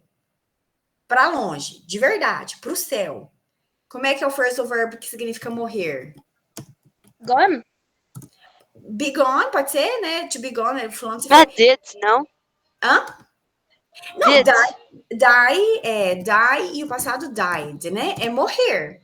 Só que aí a gente tem, além de die, a gente tem essa expressão que se junta um verbo e uma preposição nada a ver, e casa eles têm esse significado. Então, pass é passar, away é para longe. Pass away é a mesma coisa que die, é morrer, entendeu?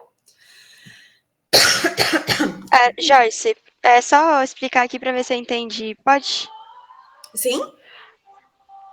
Então, tem algumas palavras no inglês que a gente pode juntar duas palavras. Perdão, barulho, é que eu tô numa escola de música. Tranquilaço. Então, você pode juntar literalmente duas palavras do ato que vai significar aquela mesma. Tipo, vômito é passar para cima, né? Liberar para cima. Então, vale? Isso. Gente, para de escrever coisa no chat que eu não posso rir. Escreve no WhatsApp de vocês. Mas isso, foi de arrasta para cima. Maria Fernanda, é isso mesmo. Existe, é muito comum em inglês, você juntar um verbo e uma preposição e eles terem um sentido equivalente a uma palavra que já existe. Então, vamos pegar, por exemplo, vomit e throw up. Os dois são sinônimos, certo? Os dois significam a mesma coisa. Tem um aí que parece a nossa língua, que lembra um pouco o português, que no caso é vomit, ok? Quando você tem isso aí, qual que é mais comum? Qual que é mais usada? A de lá. Então, por que a gente aprende verbo frasal? Porque na prática é mais comum você usar o phrasal verb, que é essa expressão que se juntou o verbo e a preposição, do que a outra palavra que vem do latim. Se dá uma explicação, resumidamente, teve uma época que a França invadiu a Inglaterra, impôs a língua francesa. Então, o inglês ele tem muita influência do latim, mas essas palavras eles têm um quê elitista, eles têm um quê de galera que chegou impondo, eles têm um quê de soberbo. Então, assim, às vezes a gente tem em inglês algumas palavras que parecem no latim, mas elas não são a que a galera usa no dia a dia. Então, na prática, throw up é muito mais comum do que vomit. Agora, se você me perguntar, die e pass away, qual que é a mais usada? Acho que é as duas, tanto faz. Mas você tem que saber phrasal verb, porque na hora da prova, muita gente lê os verbos e as preposições isoladamente e esquecem que eles formam uma nova expressão, entende? Aí a pessoa fica assim, passar para longe? Como assim passar para longe? Não, é morrer. Entendeu? Na verdade, é aquela coisa, né? Existem várias formas de você dizer a mesma coisa. Phrasal verb é uma forma a mais. Entendi. Entendeu? Ô, gente, e aí eu trouxe hoje aqui para vocês, deixa eu colocar aqui no meu slide. Esse eu quero... Vocês estão tudo com um caderninho aí anotando ou não? Eu tô. Tem algumas expressões que mesmo quem é... Sim. Mesmo quem sabe inglês, mesmo quem é fluente em inglês, às vezes não conhece, porque são expressões modernas. De novo, gente, a língua é um organismo vivo. Todos os dias a gente aprende palavras novas, a gente cria palavras novas, a gente cria expressões novas. Até dezembro do ano passado, ninguém falava calabreso. Agora a gente fala calabreso. Eu não vi Big Brother, então nem sei o que é calabreso, mas eu sei que o povo usa essa expressão e que... Vocês entendem? Assim, é no dia a dia que as expressões vão se formando, que expressões novas acontecem, e às vezes depende de um grupo. Alguém falou assim, isso aqui arrasta para cima. Eu só sei que arrasta para cima é a mesma coisa de pass away, porque teve uma empresa que fez uma propaganda com arrasta para cima, e aí o povo matou em cima que a empresa não entendia a gíria. Então, tem algumas expressões aqui que mesmo que você saiba inglês, talvez você não saiba, porque são expressões novas ou comportamentos novos, todos de alguma forma relacionados a esses pontos que eu falei aqui, ó, de tecnologia, de costumes, de cultura, de comunicação, né? Deixa eu ver aqui, eu acho que eu nem terminei, eu nem coloquei todos, ora pire. Mas enfim, vamos ver os que eu coloquei aqui, ó. Me ajudei, porque às vezes vocês estão até mais antenados do que eu. O que vocês entendem por FOMO?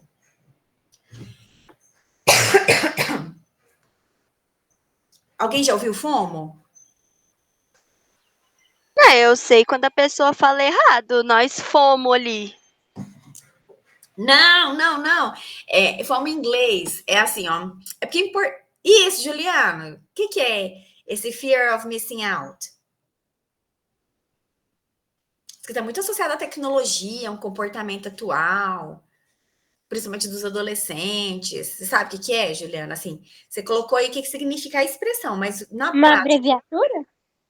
Ele colocou aí o que significa abreviação, fear of missing out. Mas na prática, o que é esse sentimento? Fear é medo. O que é essa síndrome? Porque FOMO é uma síndrome. Isso. Ficar Te dar um perdido, exemplo. conseguir acompanhar o que está Ô, acontecendo. João Vitor, pode falar. É meio que você ficar perdido e não conseguir acompanhar o que está acontecendo no mundo atual, tipo isso. Por exemplo, é hoje que é o show da Madonna, né? Não é? No Rio de Janeiro? Aí você ficou sem bateria.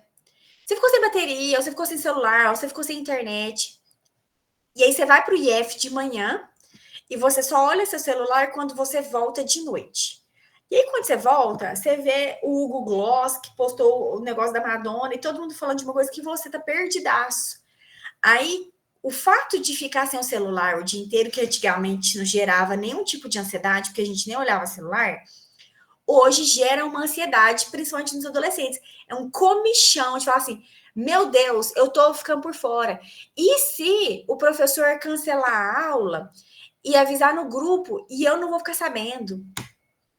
E se hoje for o último dia para fazer o edital e o povo vai comentar no grupo de WhatsApp e eu não vou ficar sabendo?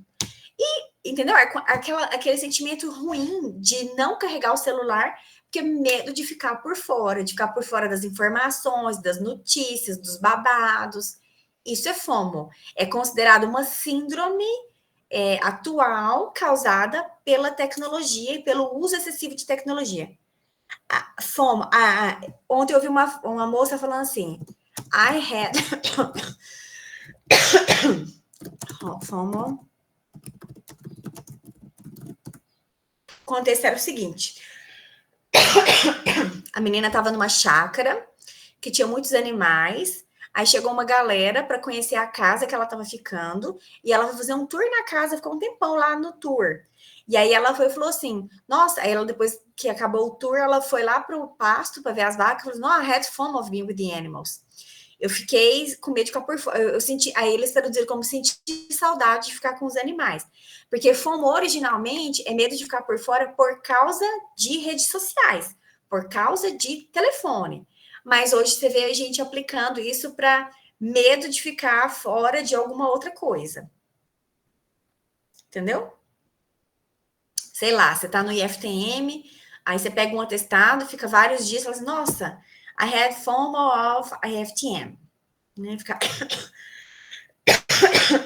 por fora. FOBO. You are offline. Pela imagem e pelo que a gente falou de FOMO, o que vocês entendem que é o FOBO? Fobia de? Ficar sem internet. Por exemplo, eu vou pro IF, aí fala assim, gente do céu, se eu ficar sem internet, como é que eu vou fazer Pix no refeitório? Eu preciso de internet. Como é que eu vou chamar Uber? Eu preciso de internet. Como que eu vou mandar mensagem para fulano para avisar que eu vou atrasar? Esse medo de ficar sem internet também é um tipo de síndrome de ansiedade. E lembra que assim, ó, se aparecer na prova, porque na prova isso aqui é muito provável de cair. Porque é tudo coisa que assim, a tecnologia, quando cai, lembra que cai nesse sentido de a gente problematizar o que ela causa de ruim na nossa sociedade, nas nossas relações. E assim, tem muita coisa boa, mas também tem essas ansiedades que ela gera. E em português não tem tradução. A gente fala FOMO mesmo, FOBO mesmo, tá? Então, medo de ficar sem internet. Joyce, Oi. tem alguma coisa a ver com FOB? Aqui, ó. Tem a palavra fobia, que é fobia, né? Que significa medo. Aham. E aí tem muitas palavras que tem phobia of, papapá. A de baixo, sim. Mas essa não. É só fear, que é um sinônimo, na verdade, medo, né? Fear of being offline. Fear e fobia, no caso, é a mesma coisa, né? Medo de ficar offline, de ficar sem internet. Tem gente que também tá nos... fear of being out, de ficar fora.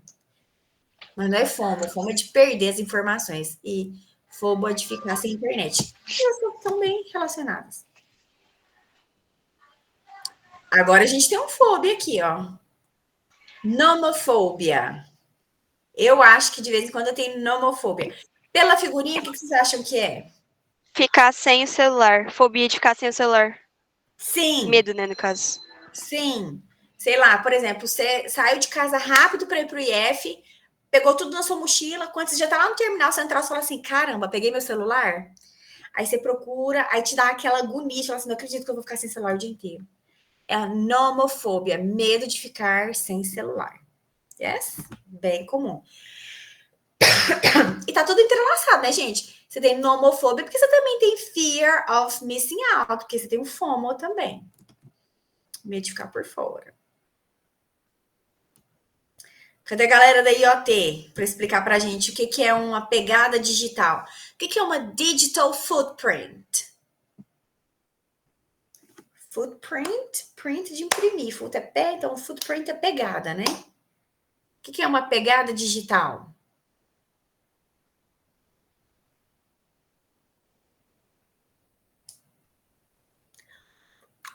Vocês são jovens, vocês capaz que vocês já ouviram falar disso aqui várias vezes. Não, o Edilson não deu isso aqui em redação, vocês não? O que é uma pegada digital?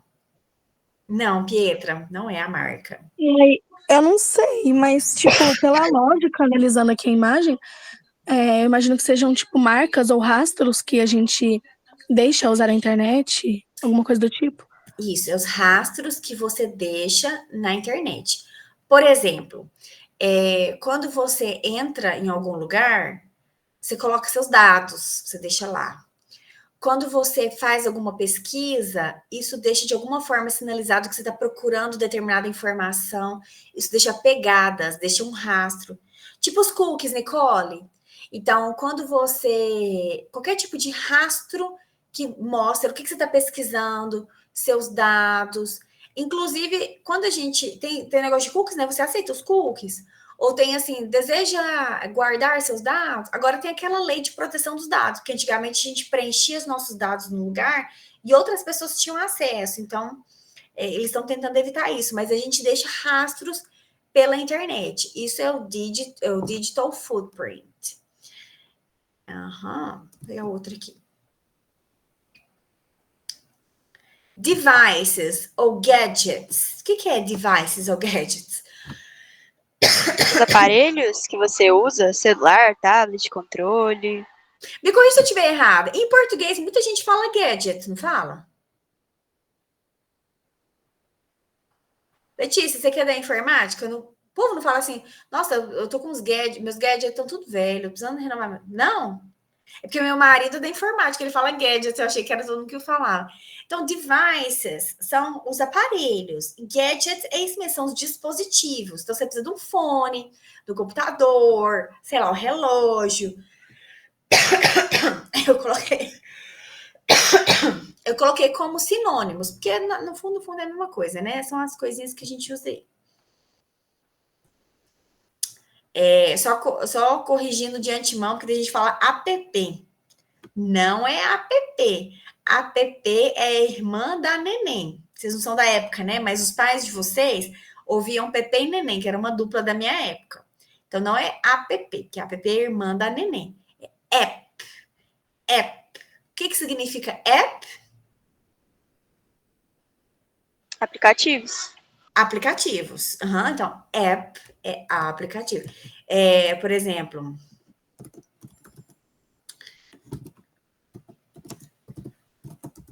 WhatsApp. E aí, né? WhatsApp é uma expressão que significa, e aí, tudo jóia? WhatsApp.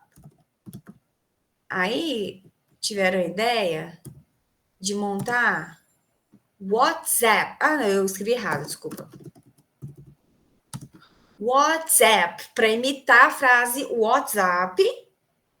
E aí, criaram o WhatsApp, que é o aplicativo que você usa para falar e aí tudo jóia. Então, em inglês, a gente fala WhatsApp. Em português, fala WhatsApp. E dependendo aí da região onde você vive, Zap, né? Então, mas app, aplicativo. Machine Learning. Machine Learning também é uma coisa atual. Letícia pode explicar para a gente. Cadê a galera da IoT? Que learning é aprendizagem, machine é máquina. O que é machine learning?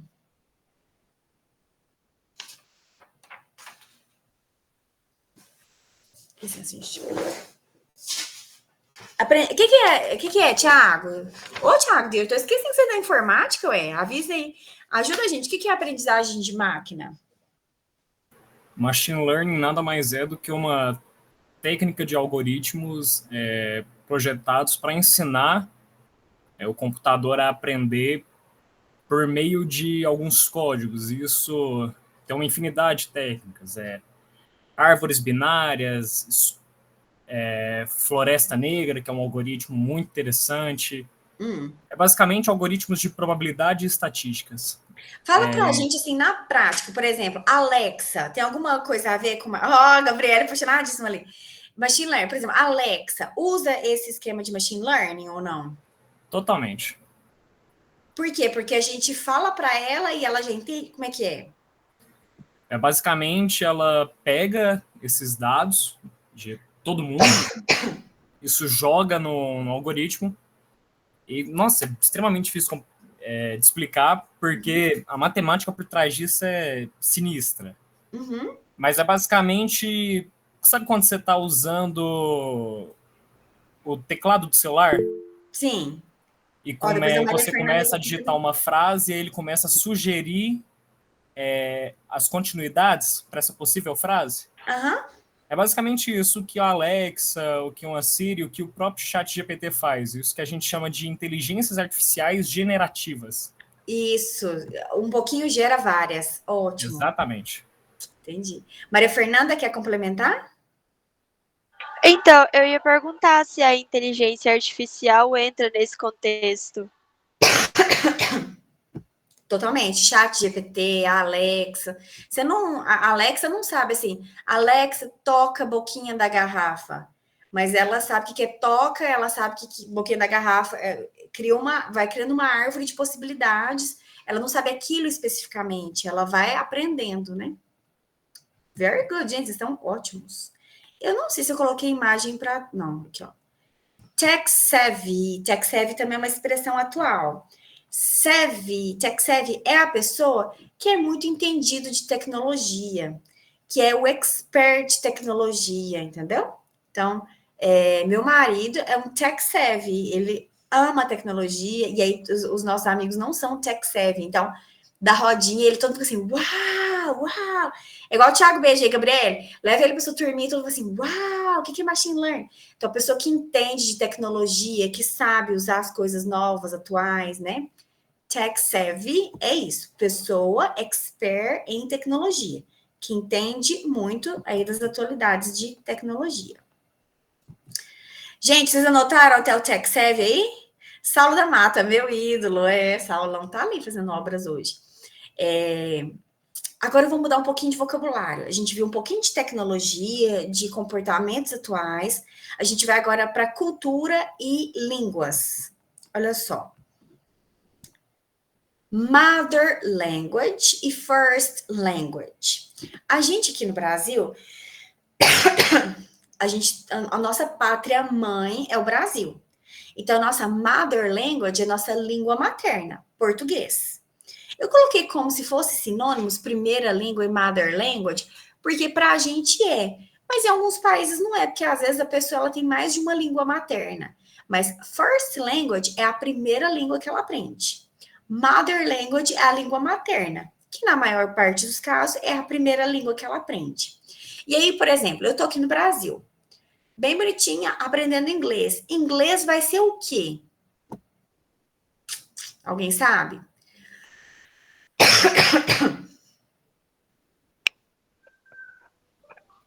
Second language? Second language, muito bem.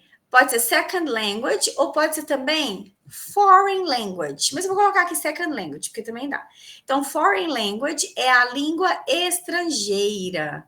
Mas também pode ser second language, que é a segunda língua. Que vamos combinar, né, gente? Que é trem mais charmoso que uma second language. Tá para nascer. Vocês já notaram aí o second language e o foreign language? Língua estrangeira ou segunda língua. Aqui eu não coloquei mais figurinha. I'm sorry. ESL, eu anotarei, né? ESL, eu vou anotar aqui, ó. Opa. English as a second language. Por exemplo, você viaja para os Estados Unidos. Aí você vai conviver lá com os americanos e eles vão estudar inglês. Só que eles vão estudar inglês enquanto língua materna, igual a gente estuda português aqui como língua materna. Estudar uma língua como língua materna é diferente de estudar uma língua como segunda língua, como língua estrangeira. Então, eles vão falar que vocês são ESL students, vocês são alunos de inglês como segunda língua. Não é a língua que você ouve desde que você nasceu, entendeu? Então, inglês como segunda língua, inglês como língua estrangeira. Já foi aí? Já notaram ESL?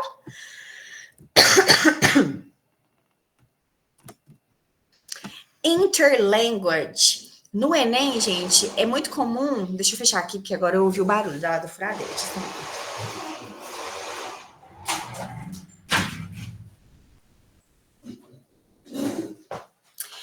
Em inglês, é muito comum eles mencionarem pessoas que falam a língua materna, estão aprendendo outra língua, e aí, nesse processo de aprender outra língua, fala com muita dificuldade. E aí, muitas pessoas criticam, zoam, né?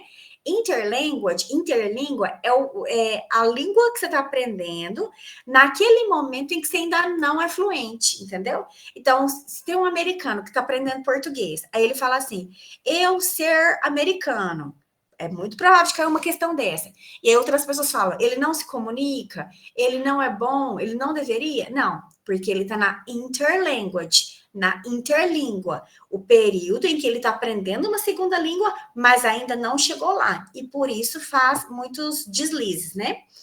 Interlanguage também pode ser usado em outro contexto, que é o seguinte, as empresas, eles têm tentado construir uma interlanguage, que seria uma língua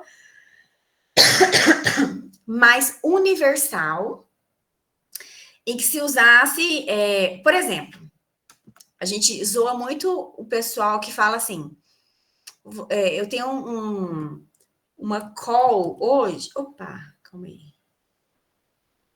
como é que eu liguei legenda sem querer?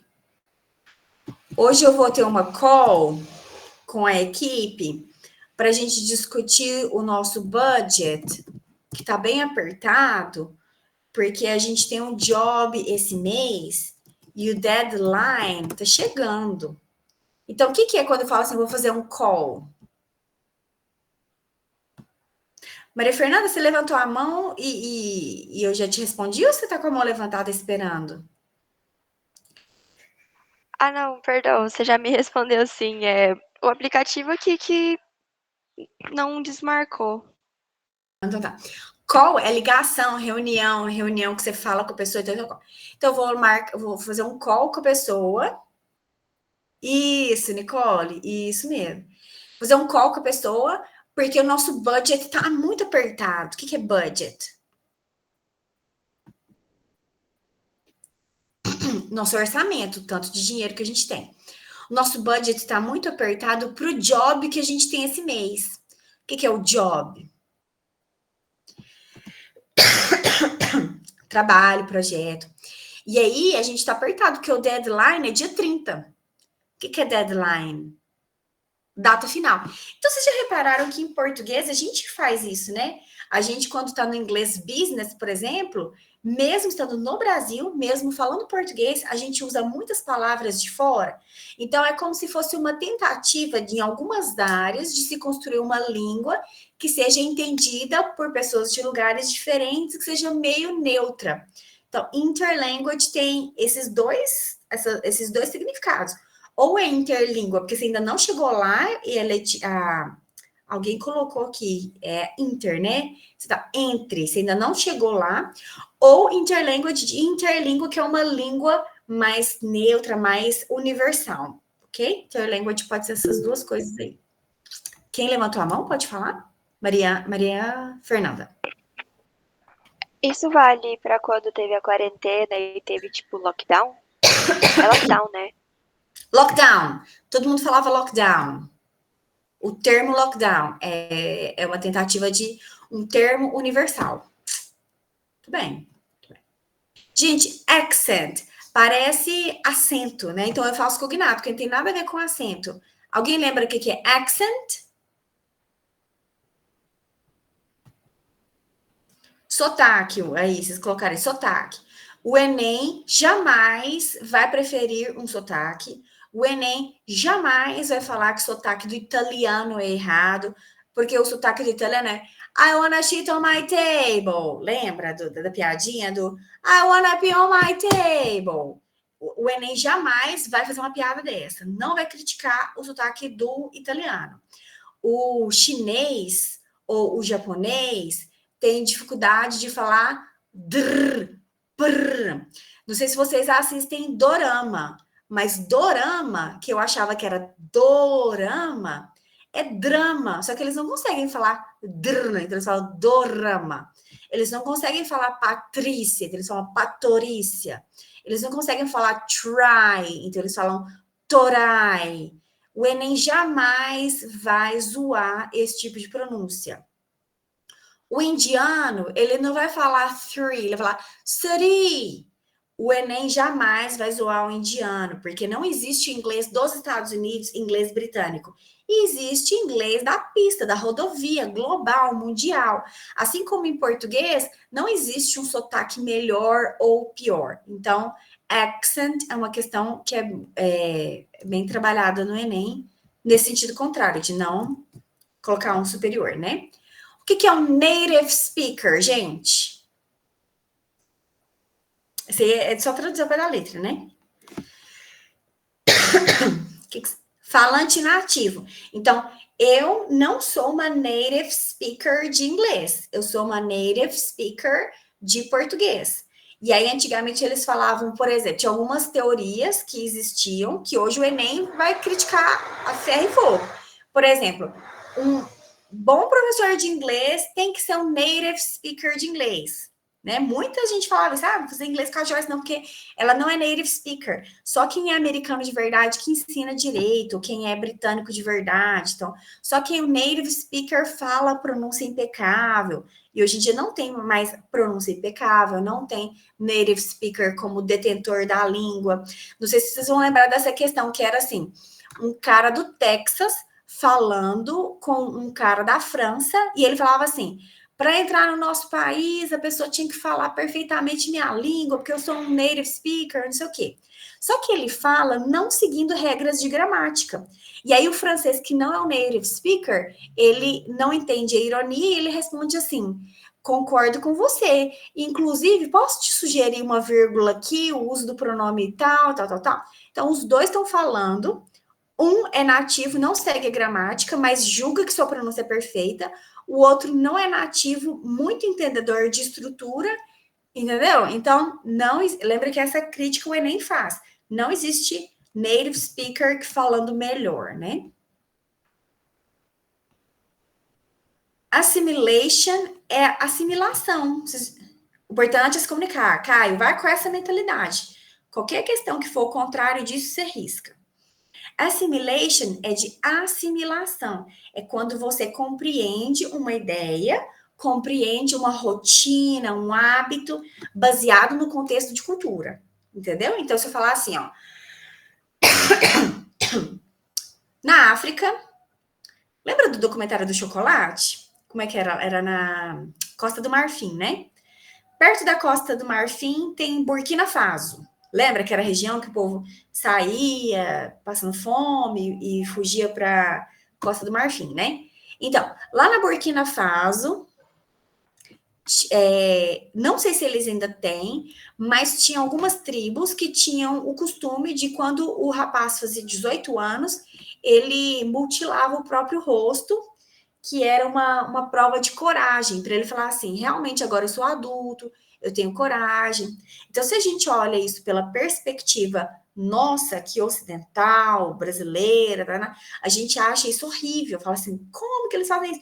Mas a gente tem que ter assimilation, entender que aquilo faz sentido e é ok dentro daquela cultura, dentro dos valores daquela tribo, entendeu? Então, de não julgar tudo baseado apenas no nosso ponto de vista. Então, eu, Joyce, acho loucura a pessoa com 15 anos parar de estudar, casar com 12, viver só dentro de casa, não ver televisão. Mas os Amish têm aquilo, então não serve para mim, mas dentro da cultura do Amish, aquilo faz sentido. Isso é assimilação, ok? Assimilation.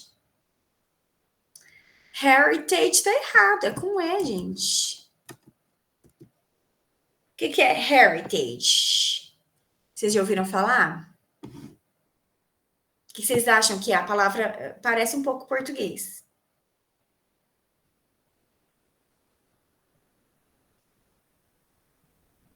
Hereditário?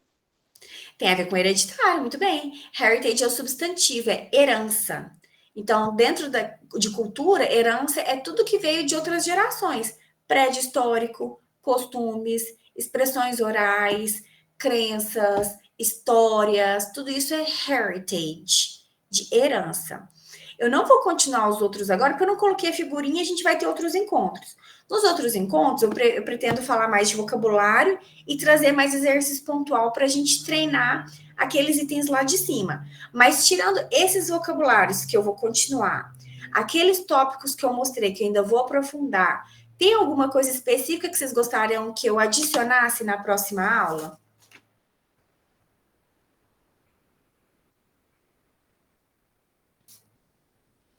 Já, assim, eu sei que isso é mais inglês básico, mas sabe quando você estava falando assim, eu vou te dar a palavra e você traduz.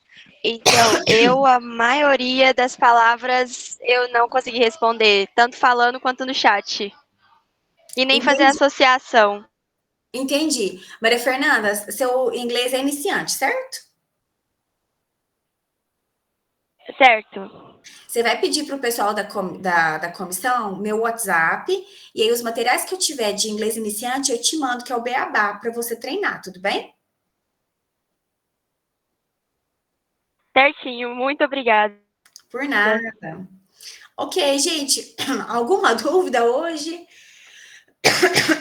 A Mariana não quer adicionar nada. Mas assim, fechando o raciocínio. O Enem não é um bicho de 7 cabeças. A prova de inglês dentro do bloco de linguagens é a mais fácil. Você não precisa se desesperar, mas também não vai ser ingênuo o suficiente de achar que você não precisa de estratégias ou se preparar, fazer questões antes, porque se você ferra inglês, você ferra linguagens.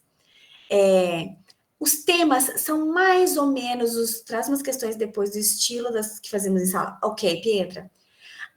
As temáticas são mais ou menos conhecidas, os estilos dos textos são mais ou menos conhecidos. Coloco, Mariana, compartilho sim. E é isso, gente. Não sejam ingênuos de achar que eu falo inglês, não preciso estudar, porque falar inglês não adianta nada. Você tem que entender de prova, você tem que entender o que cai, e também não é assim, não sei nada. Não é para pessoas fluentes, é prova para quem estuda ali o beabá, viu, Maria Fernanda? Isso, Nicole, vou fazer. Quando você levava músicas era muito bom. O Andressa, você está parecendo ex-namorado?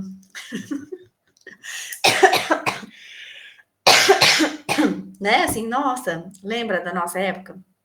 Ok, tentarei incluir aqui em alguma dinâmica da aula. Gente, é sempre um prazer revê-los. Quem puder, deixa eu fechar aqui. Eu não sei se todo mundo vai poder, mas quem de vocês pode ligar a câmera? Vamos fazer um print da aula de hoje?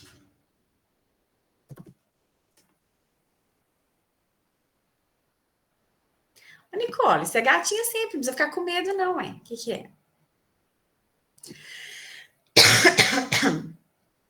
Maria Fernanda ligou. Ai, Pietra, gente, vocês são jovens, todo mundo com 17 é bonito. Nem vem. Dobro e passo para o próximo. Como assim dobro? Que é dobra? Gíria? Eu não conheço essa gíria.